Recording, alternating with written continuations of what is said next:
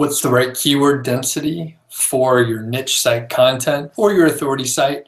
That's what we're talking about today. I'm Doug Cunnington from Niche Site Project, and we're going to talk about keyword density. So I know a few people are going to be hopping on in a second, so I'm going to just say hello to everyone.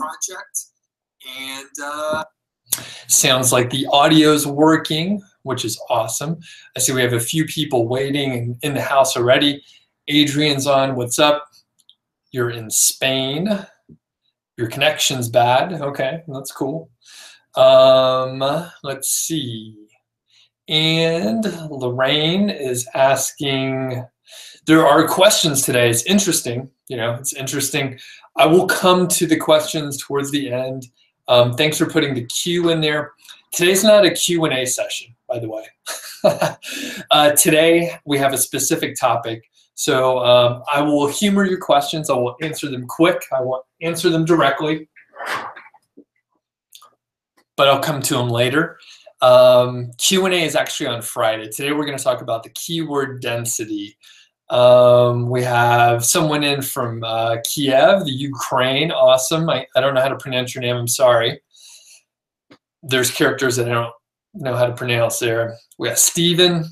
What's up? Tao, how's it going? John from Texas. Sweet. Great to have folks on today, and it always takes a couple minutes for people to hop on here. So hopefully everyone can hear me all right. And today we're talking about keyword density. This is a question I got sent in. It was sent in the other day. We have John on, from John Sweeney. Awesome.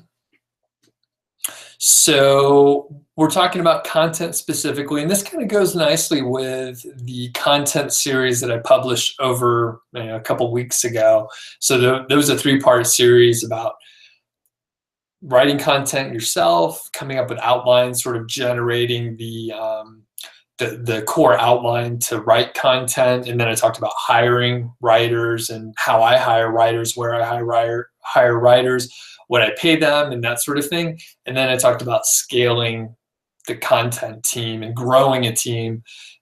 Even if you've never built a team before, I talk about how to do it in an incremental way so you're not overwhelmed.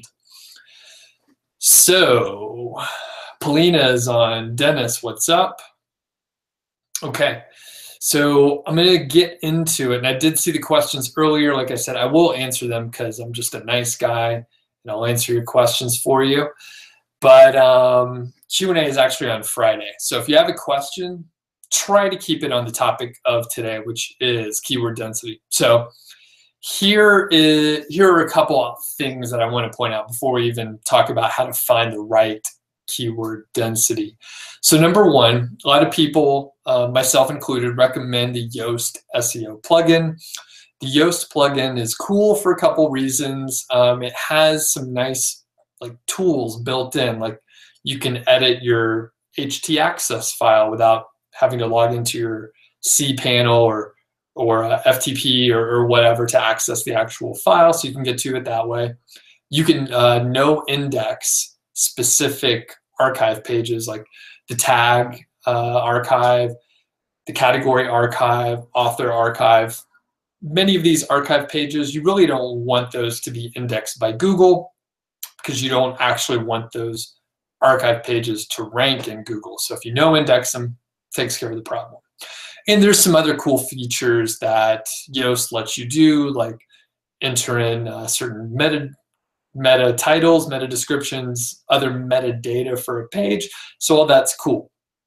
One thing that I don't like about the Yoast plugin is basically it tells you like a keyword density that they recommend. And the thing is, if you're watching this, if you're watching me right now, you probably are doing keyword research in a very specific, a very deep way that the Yoast plugin isn't really built for. It's made for like the general population of bloggers, not affiliate marketers. So if you use like a keyword golden ratio term, that's kind of a long one, then you're going to be over optimizing your content. You're going to be using the keyword too much. The thing is, like, you know, trying to think of a good example of a keyword golden ratio term. I'm just going to make one up. It's usually like a long phrase, like best pilot pen for writing on high quality paper. It's a very long phrase. It's so long, in fact, that it would be really unnatural to write that out more than like one time. It doesn't make sense to have it like 4 or 5 times. And basically the Yoast plugin will tell you to like over optimize your content, especially if it's a long keyword phrase. So that's one thing. And this is where people get confused, right? They'll put in their keyword phrase, best pilot pen to write on high quality paper, and then Yoast tells them they need to use it like X% of the time, and they end up just putting that phrase in a bunch. It's weird. So that is aspect number one. Number two, let's say you're getting content written, like I mentioned in part 2 of that content series that I talked about before, and basically you're hiring a writer, and they think, hey, I've heard about SEO, I know about SEO writing, and they think they need to put the keyword in several times. So someone may be telling you, hey, we need to use this keyword several times. Again, your keyword stuffing, it looks weird, it looks unnatural. So those are a couple of the main problems you may run into. Additionally, if you're smart and you're thinking about these sort of details like the keyword density, then you may just be, looking at your content, you're thinking, by using that phrase enough, Yoast is telling me one thing, I'm getting other information from different sources. It's really unclear. I don't know what to do. So luckily, I have a great answer for you. And it kind of takes the guesswork out, because I could tell you some percentage, 4% of the time, 0.5%, whatever. But if you do that, it sort of, it makes an assumption about the niche. It makes an assumption about like the content that you're trying to rank for and stuff like that. So here's what you should do. There's a plugin called SEO Quick. It's free. It works on Chrome. I'm pretty sure they have one for a couple other browsers too, but I use the Chrome version because that's just what I use. So SEO Quick, and it'll give you lots of information about like on-page stuff on your site or a site, any page. What you want to do is take a look at the keyword density for other pages, right? Not your site. You're going to do some competitor analysis. You're going to put in the term that you're trying to rank for. You're going to look at hopefully the niche sites that are niche or authority sites that are ranking like in the top 10 or top 20. Pick like 3 or 4. The higher that they're ranking, the better. So if you could pick the top 3 niche or authority sites, you can go check out their keyword density. So why are we doing this? Basically, you want to find out what Google likes, right? So if you go and check out the keyword density for what's ranking well already, then you can go ahead, take those numbers into account, average them together, and then that's what you'll want to aim for. Because Google is telling you that keyword density is what it deems, I guess, as the best in class for that set of data and that keyword specifically. So that's what you do. Use SEO Quick.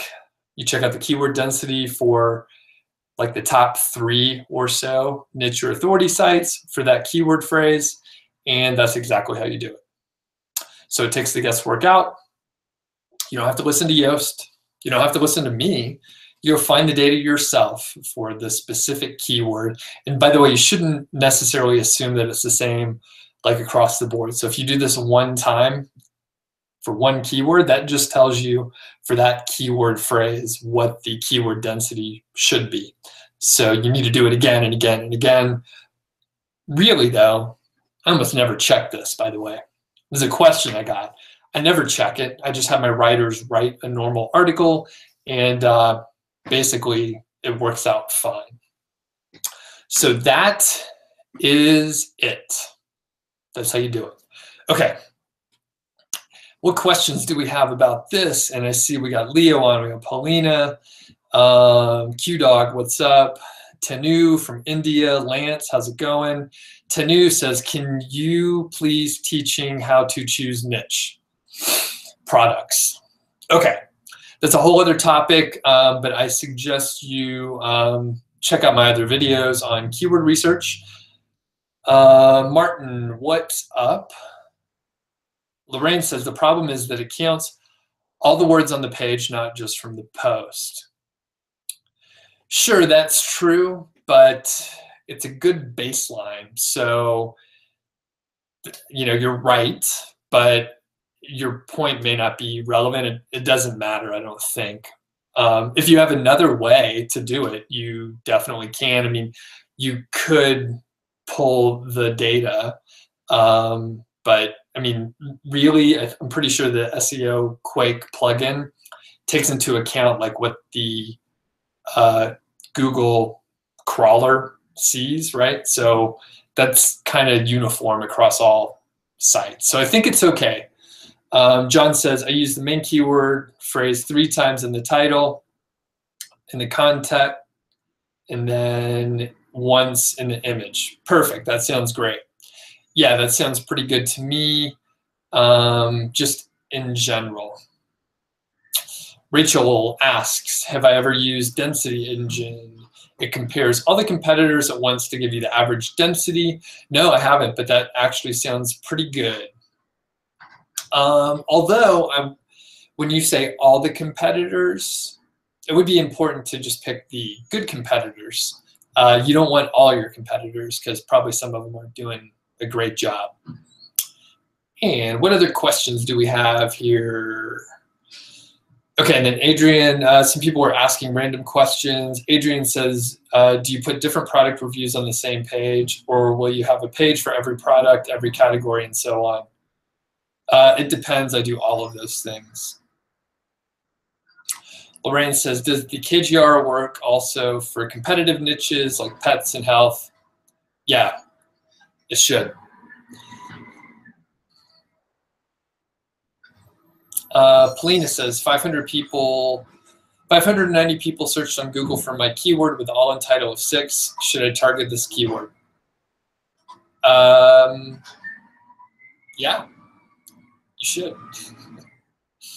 That's a slam dunk. I don't even have to do the math on that one. Okay, Rachel says it does top 20, top 10, top 20, top 30 for a keyword. Sure, that should be good. And I haven't used the tool, but it sounds like that would be a great one to use. Q-Dog says, you have a burning question. What plugin do I use for geolocation of affiliate links? You've read mixed reviews for EasyAzon.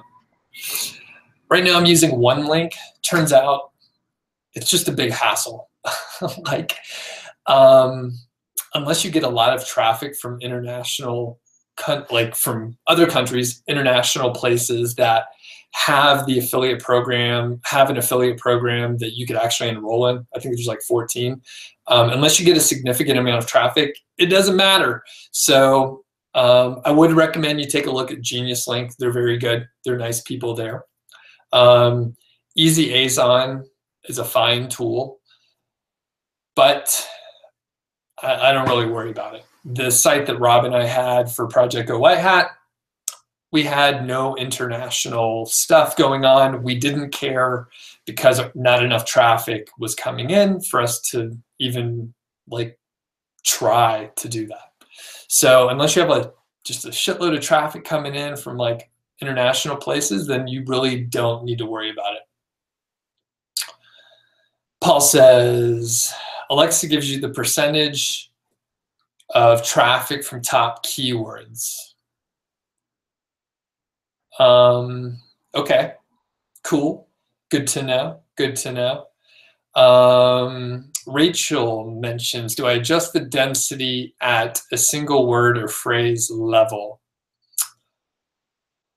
I would, if I was looking at this stuff, I would do it for both.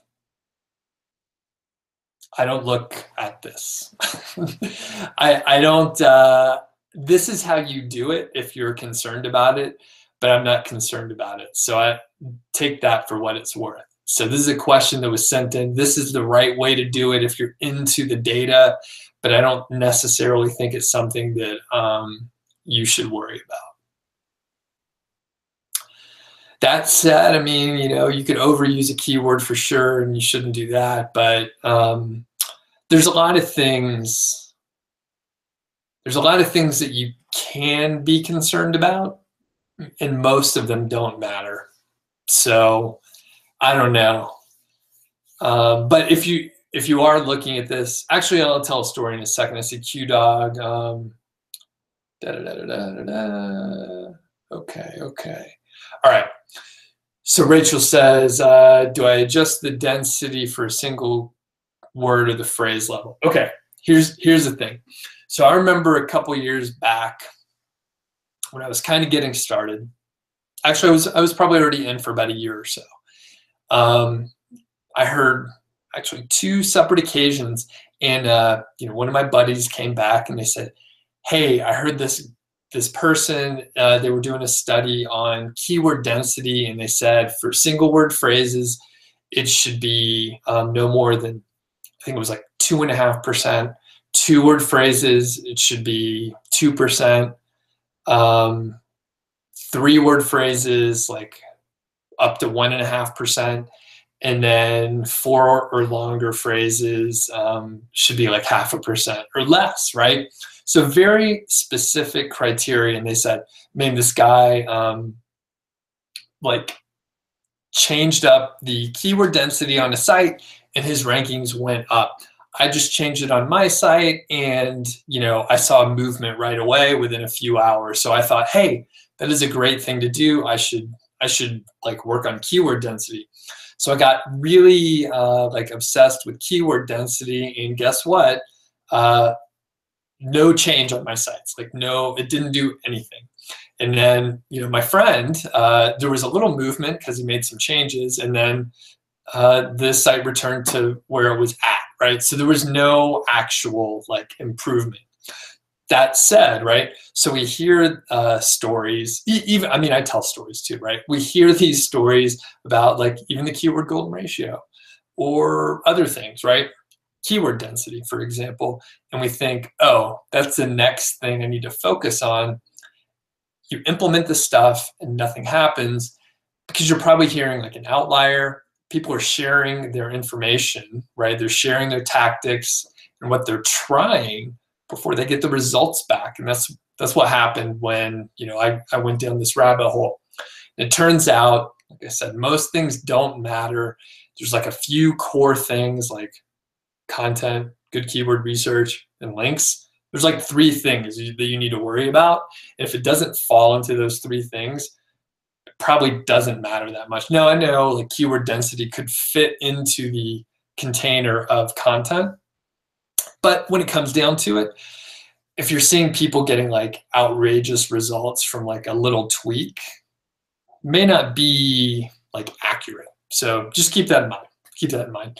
And I'm not pointing anyone out specifically, but I would say there's a lot of stuff that you don't have to worry about. Okay, QDog says, do I eventually evolve from the KGR method when your site is older to a more competitive keyword approach? You imagine that's the more natural, or that's the natural transition of growing a website? Yes. Or you could publish both at the same time. And the keyword golden ratio stuff, if you're not familiar with the keyword golden ratio, by the way, look it up. There's a video that I did, and I'm releasing more content coming up soon on the keyword golden ratio, by the way. So basically you could release both and publish both pieces of content, keyword golden ratio and more competitive stuff at the same time. And the more competitive stuff will just take longer to rank. You have to get links to it and stuff like that. KGR stuff, you don't have to get the links, rank faster, lower keyword volume. So you can balance this. I kind of like a blend. But yeah, you grow into it, QDog, that's right. And I see we got a handful of people on. So if you are enjoying the video, if I've answered your question, please give it a thumbs up. I'd appreciate it. Okay. Raphael says, 1 to 2 keywords used over 10 times within the article. I am unsure the context around that.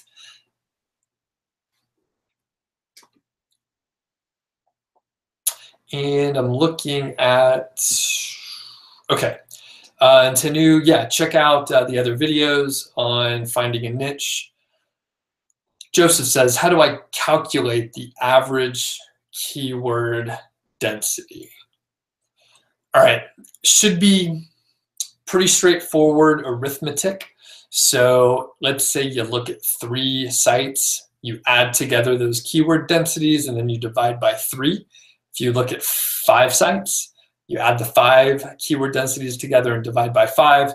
If you're unsure how to do it, then look up averaging, just the simple arithmetic, simple algebra. Okay, Lorraine says, you said the keyword golden ratio works up to 250 searches. Not you says that targeting 600 searches is a no-brainer. The question is if it is going to be more difficult to rank compared to the low search volume. Okay, Lorraine, I see what you're getting at. So the thing is, the sheer number of all in titles that you gave, it was so low that you should be fine. The reason why the keyword golden ratio doesn't work for over 250 as well is because let's say you go to, say, 1,000 searches per month, 0.25 is 250, right? So all in title would be 250, and you gave like a single digit number, so I know that there's not that many that you have to compete with. It's less than 10. So I know that would work, and that's why. So, but you know, whenever you're in doubt, you should test it. So publish, like get the content written, write it yourself, publish it, see what happens. But in my opinion, you should go for that one. All right. D-Card says, every niche is different and we need to look at our competitors' keyword density and adjust accordingly. Yep, exactly. Polina says, you launched your site, probably launched your site about 4 weeks ago and you see some traffic. Cool. The bounce rate is 95%. Is that normal for a site so young, or am I doing something wrong?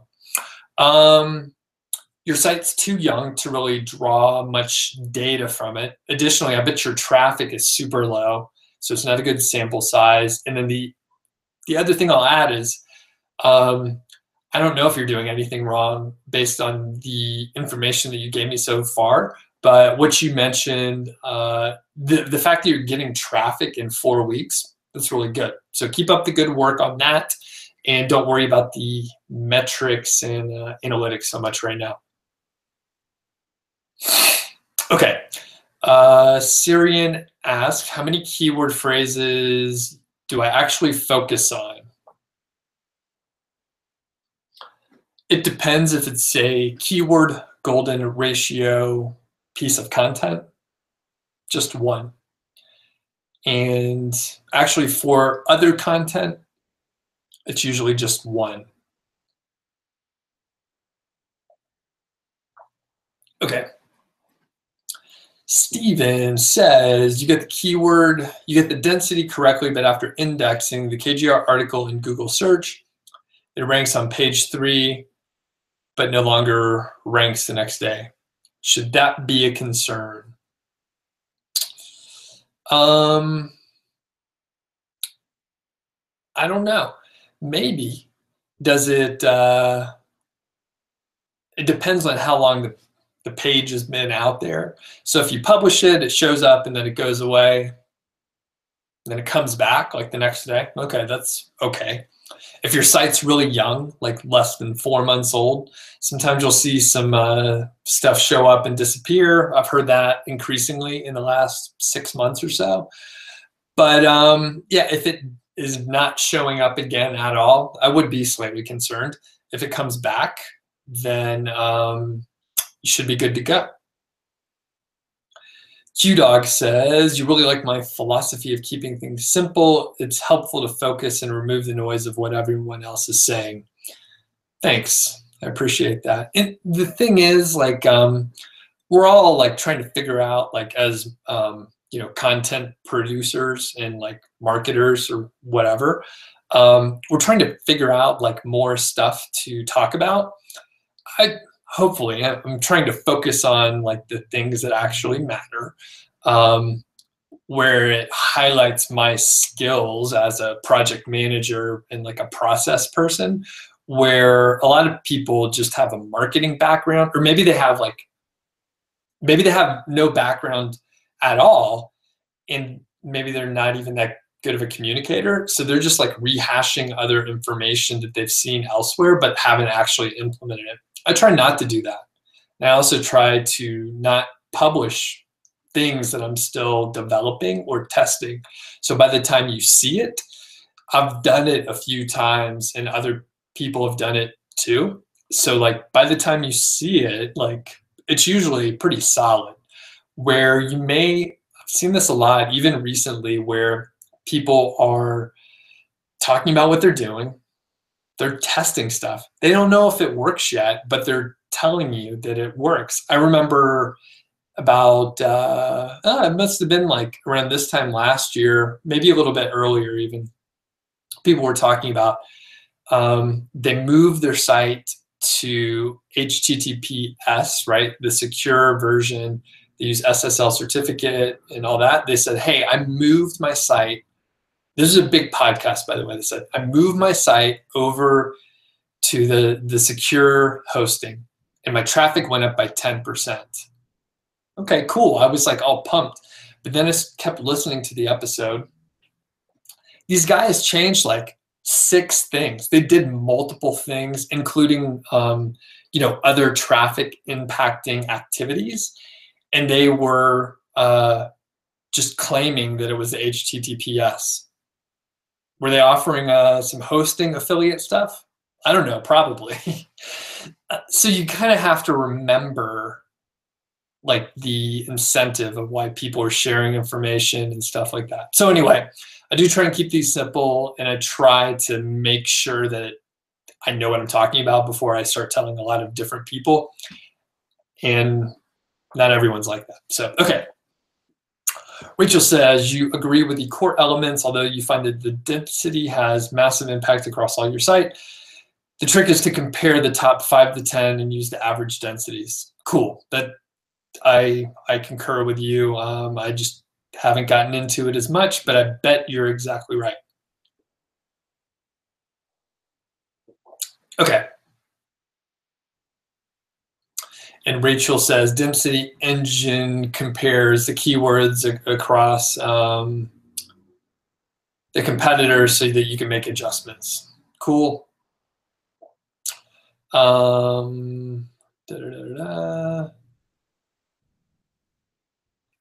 Paul says, I just published about 10 KGR pieces of content. When should I check if it ranks? You know, you could probably give it a day or two and see, but I would use a tool like SERP Lab to check it. Look into the sky. Okay, I'm going to cut it off here. I'll quickly answer the other questions. We're getting a lot of random stuff now, and I got some work to do. There is a Q&A on Friday, so if you're here and you do have questions, Q&A Friday, 10 a.m. Mountain Time, same time as today, and that'll be more appropriate to ask random questions, but I'll go ahead and blow through these right now. Any tips on finding potential sites to guest post on? Yes. You should not look for the footprints that everyone else is looking for. So don't do this. Don't look for your keyword or your niche and write for us, guest post guidelines, don't look for those. Look for something else. If you're looking for the same footprints that everyone else is, it's a very crowded channel. There's people sending tons of emails, and that's just not a good route. You should work on building a relationship with people. Then you'll have good guest posting opportunities. Lorraine says, what's my opinion on not purchasing products before reviewing? It doesn't matter. If you somehow have the budget to buy every product you're going to review, you're going to have higher quality reviews. You can do images and all that stuff. I never do that, though. Syrian says, would using Wirecutter articles as a default review that I'd get inspired from work? Let me try and understand what you're asking here. Would using Wirecutter articles as default review that I'd get inspired from work? Yeah, maybe try and rephrase that. I'm sorry, I don't understand what you're asking there. Okay, Lorraine says, is there a reason why you didn't monetize my channel?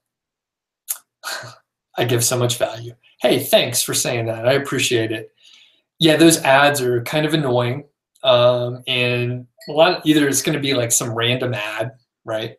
Or it's going to be like some other marketer, and they're going to try and get you on their email list and all that. I want people on my email list. I sell a course, right? So I sell a course, and I'm experimenting. So, at some point I may monetize the channel, but I really doubt it. I don't actually get that many views. And what I really want, I want people to buy the course when it's released. The reality is some people don't need the course. Some people already know what they're doing. Some people are on this channel, they're on this, and they already bought the course too. So anyway, monetizing the channel kind of waters it down, and it's not really worth it to me to compromise the channel, I guess. Oh, and Confessions of a Black Hat, what's up? What the heck is KGR? That's the keyword golden ratio. And a lot of times, we just throw it out, but it's the keyword golden ratio, data-driven way to find keywords. You can look it up on the channel and you'll find a video on it.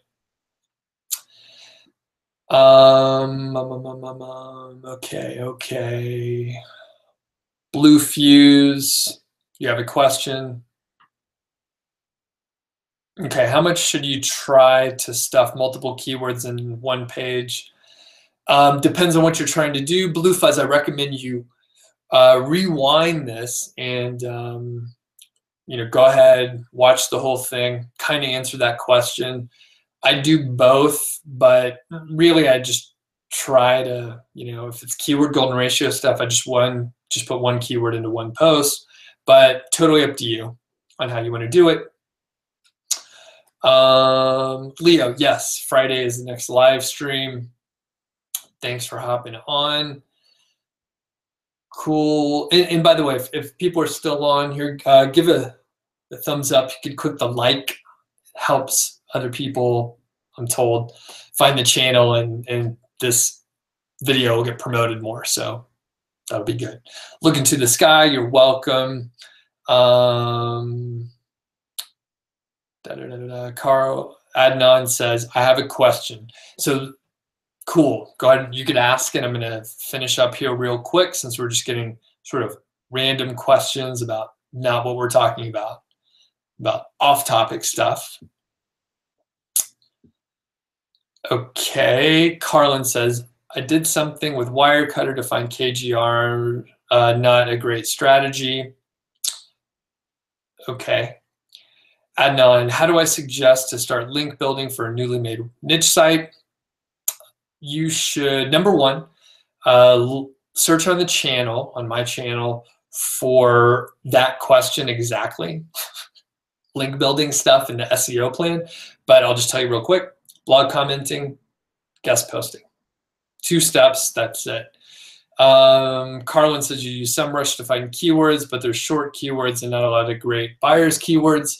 Actually, that works super well. You just need to get like the full version of SEMrush and then use some filters, and you'll find like tons of keywords. It's ridiculous. Martin says, how much does the course cost, by the way? It is expensive. I'm probably adjusting the prices. It's going to go up, but it may be in the future. It's anywhere from $500 plus to up to $2,000.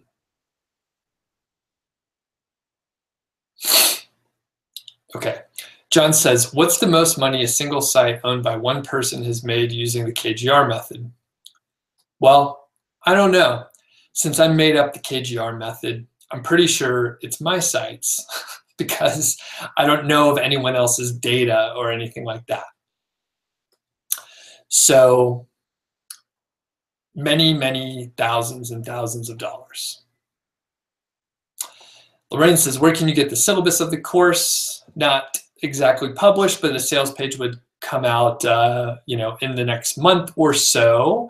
Blue Fuse says, you've been loving all the content. You found me with the Daryl Rosser interview. Awesome. Really cool. Daryl's a great guy, and they're doing some good stuff at Lion Zeal. And basically, Lorraine, the syllabus of the course, not really a syllabus. It's not really organized like that. It's more of a sales page, just to be straight up, but you can get pretty good information from that.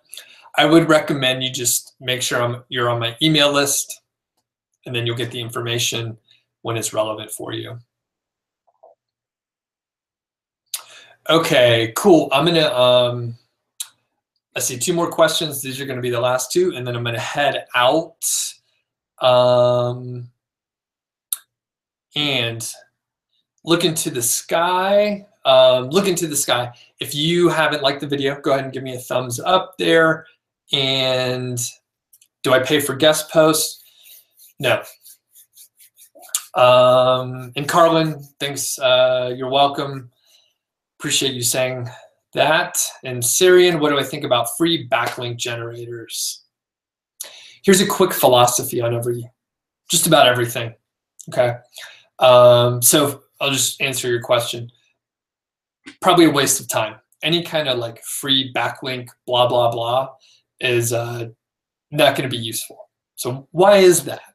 And this extends to anything. So if you can get like free content, if you can get a free course, for example, if you can get a free backlink, free guest post, like that doesn't take any time and it doesn't take any sort of like work and it's free, it's probably worthless, right?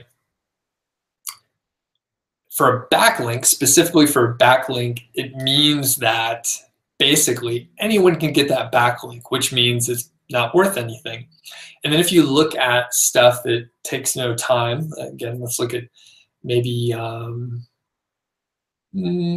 guess backlinks are a good thing because people often look for shortcuts for backlinks, or even, let's say you can get backlinks cheap from some vendor, right?